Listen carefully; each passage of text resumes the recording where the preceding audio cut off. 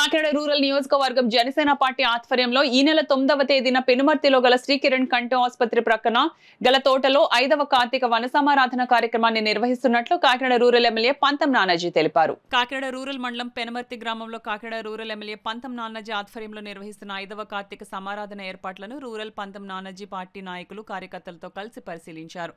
ఈ సందర్భంగా నానాజీ మాట్లాడుతూ కార్తీక వన సమారాధన కార్యక్రమానికి జనసేన నాయకులు కార్యకర్తలు పెద్ద సంఖ్యలో తరలివచ్చి విజయవంతం చేయాలని కోరారు.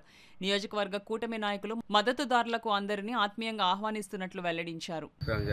ప్రతిసారి కూడా పిల్లల పెద్దలతో అన్ని కూడా అందరూ కూడా కుటుంబాలతో వచ్చి దీన్ని విజయవంతం చేస్తూ ఉన్నారు.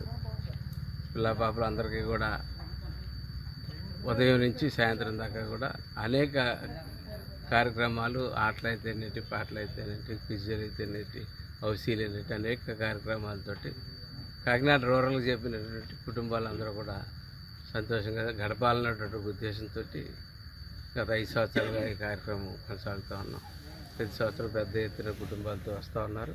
వారిని మరొకసారి ఈ సంవత్సరం కూడా వచ్చి విజయవంతం చేసి అందరూ కూడా సాయంత్రం దాకా ఉండి ఇక్కడ భోజనం పలహారాలన్నీ తీసుకుని వెళ్ళవలసిందిగా కోరుతూ ఉన్నాం.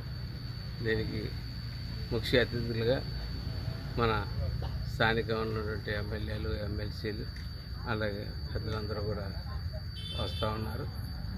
అలాగే పెట్టిన కార్యక్రమాల్లో ప్రతి ఒక్కరికి కూడా చేస్తూ ఉన్నాం. అలాగే మన తుఫాన్లో కష్టపడ్డ కొంతమందికి కూడా దీంట్లో సన్మాన కార్యక్రమం ఏర్పాటు చేయడం జరిగింది.